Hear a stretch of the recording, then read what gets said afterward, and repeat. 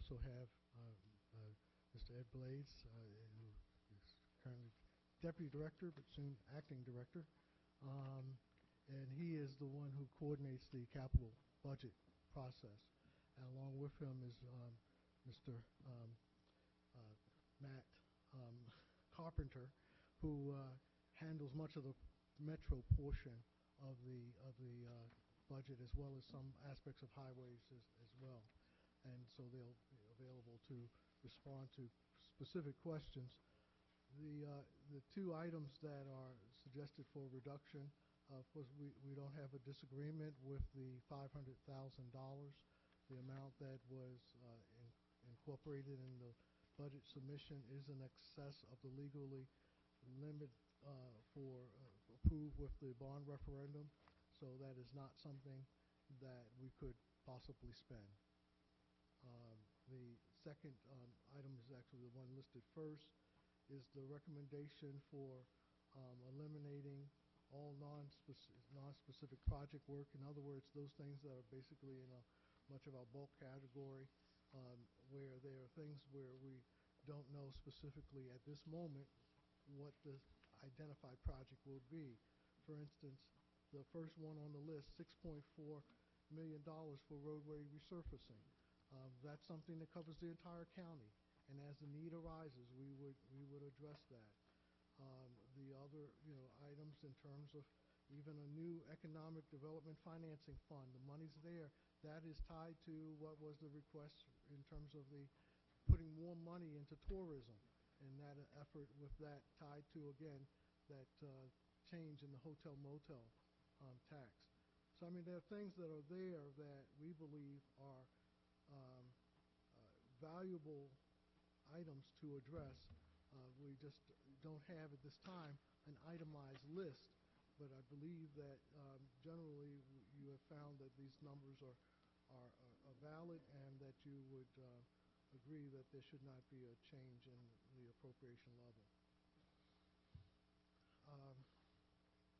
In terms of the questions that begin, I guess they begin on issue questions that begin on page 9.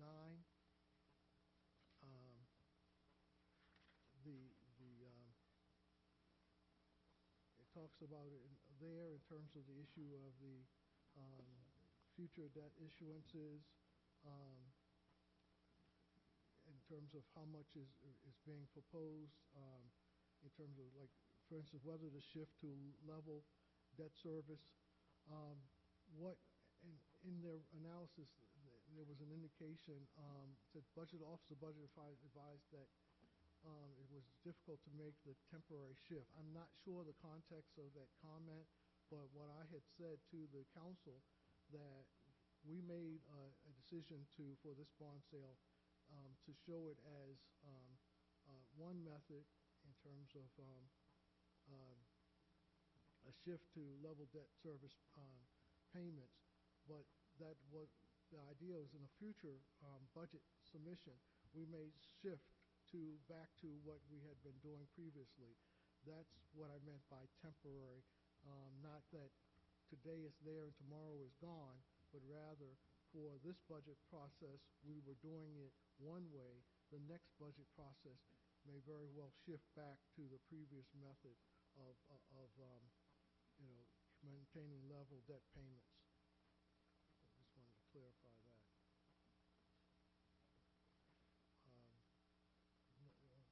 Item number 4 deals with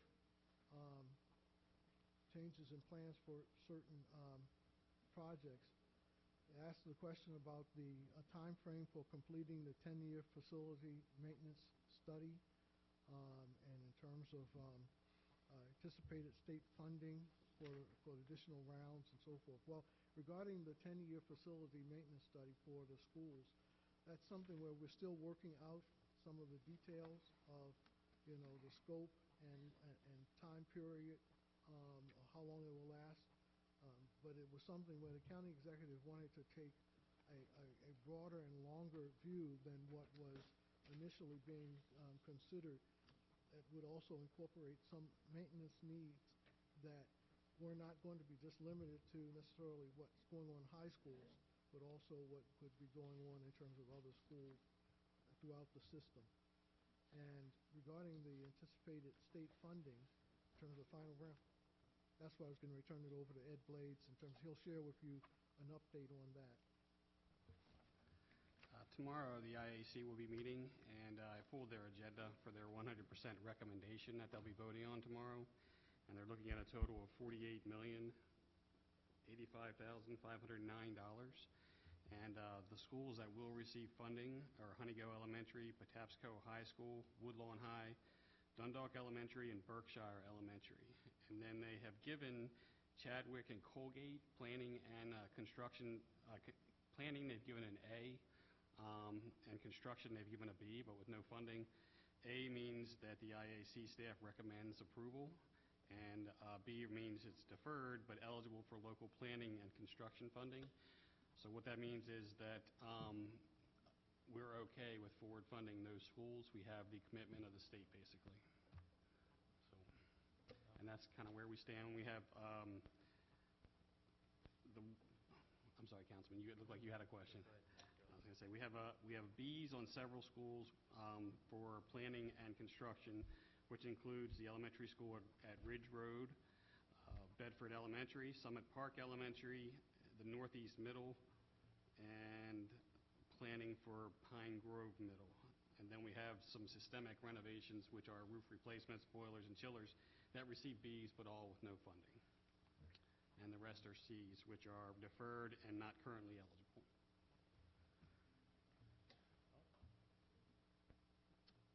And I'll turn it back to Mr. Dorsey for debt premium, unless you have questions on that. Does Mr. Dorsey have? Do you have anything else, Mr. Dorsey, before we open the questions? On that question, it was the remaining questions that dealt with the issue of the issue of whether or not we could use premium monies to like pay down on the principal. I guess asking paying down the principal on the debt.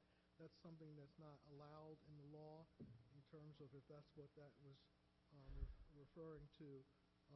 No rating agencies ever expressed any concern about us using the premium dollars in terms of that, but just as another option of flexibility that they saw us being able to use. And then the other final questions dealt with the issue of identifying some of the bulk category items, and use of POS funded projects. Ed, did you have anything to add on the POS funded projects? No, I think the auditor's narrative is fairly accurate. It is accurate, and we have not heard anything else to date, and have not received a letter from DNR yet. Okay. Mr. Chairman, did you want me to stop there, or you want to continue on in terms of questions? It seemed that you were saying you have some questions. We got some questions. We can come back to them, too. I know, Councilman Crandall? Well, in listening to you, Mr. Blades, it occurred to me that once again, we're not getting the support that we need from the state. We forward funded Berkshire and Colgate in my district and other schools. We funded the planning and design money, if I'm not mistaken. And they're in the pipeline, and we forward funded the school, and we're not getting help on those. Is that accurate? Well, no, for Berkshire, we now have... Berkshire's in the $48 million. We're going to get money this year. But so Colgate and the other school are not. Colgate and Chadwick, that'll probably be number 1 and number 2 on the FY21 That Baltimore County's funding. Yes. No, well, we are on a cash flow. We will end up putting out money. But we will eventually be reimbursed by the state. Okay. We're just not going beyond that in any forward funding. But with this capital budget, all the county schools, the county contribution will be in place for all the county schools and schools for our future.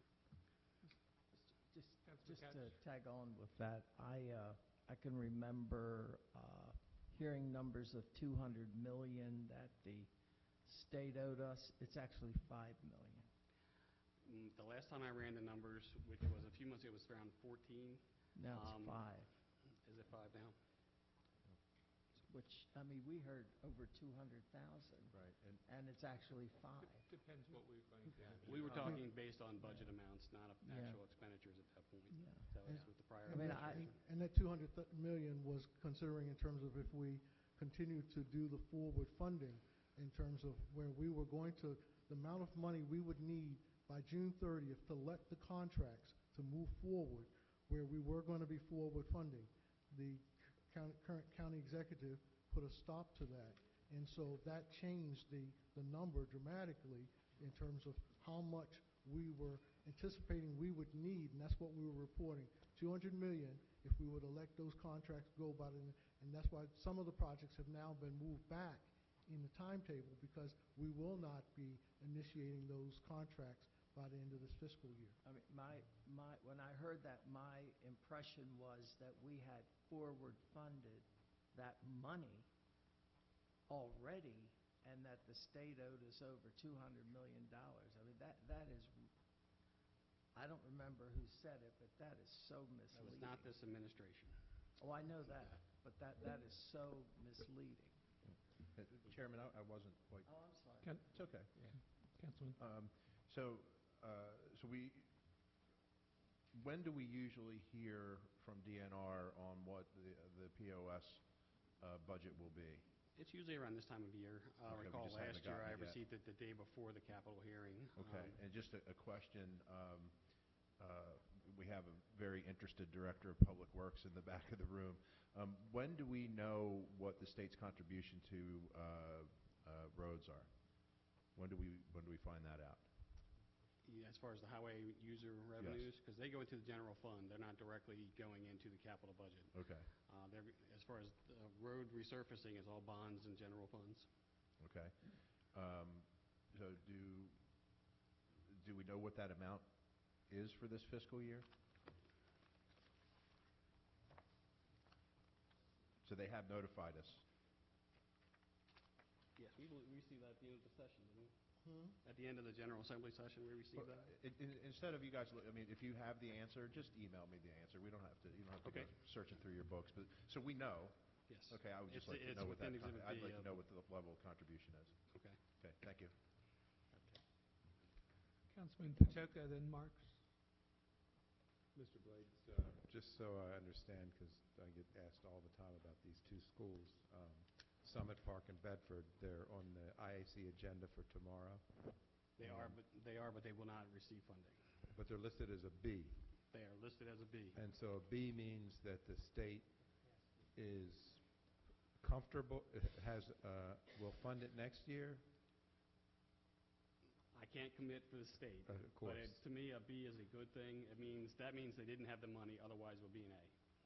Okay, so, well, I think it's debatable whether there is state money available for it, but I understand that they're saying that there's not state money available for it. So there's a C rating too? There's a C rating, and that means deferred and not currently eligible for local planning or construction funding based on unresolved issues. So in capital budget, talked about mean out years somewhere. Possibly. Well, it's not uncommon for the Board of Ed to work those issues out between now and the next submission. Okay. So it means IAC has some level of approval on it for design. Yes, it's a B for planning. Don't forget, Baltimore County pays for the planning and the design. So we're already in design with Bedford. So once we receive the state commitment, we'll be going out to bid. We're not going to be delayed by waiting for a design to happen. So I know that both of those schools are in the design process now. And I know that the design has been put on pause, as I understand it.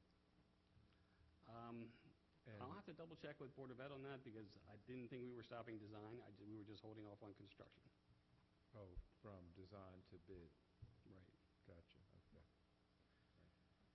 Councilman Marks. So, Councilwoman Bevins was going to say pretty much exactly, I think, what I was going to say before she left. And she told me to repeat this. The profound anger in northeastern Baltimore County with our situation. I voted for every budget. I've supported projects across this county. And for the Ridge Road site to be delayed, by Nottingham Middle to be delayed, is profoundly disappointing.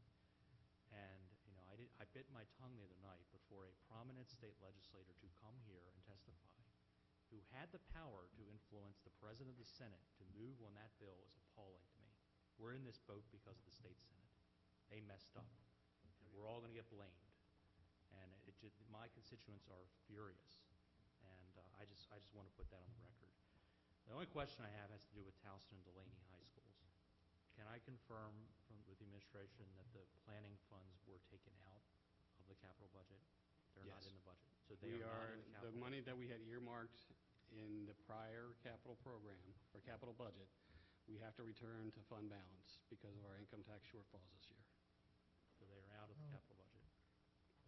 Out of the budget, but there's funds in We have funds in programmed in FY 2022 '22. for the for two design high of schools. possible 2 high schools, but it's not in the budget, it's in the So program year. nothing will happen this year. I mean, That's correct. I also want to bring up the consequence, and I'm sorry for talking about this, but the consequences of this.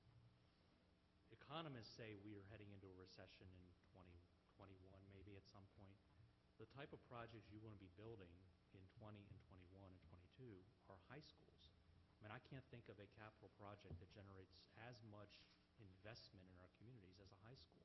It's mammoth. So if we're talking about priming the pump, that's when we would want to be doing it. We just had a tremendous missed opportunity this year to do nothing on 2 of the high schools. So thank you. I'm just speaking out loud here. I understand, I saw that you were at the I school know. board last night regarding the middle school. But I just would like to add, it was very clear in the SAGE report that Lansdowne needs to be replaced. And that was the one that was consistent through. I agree.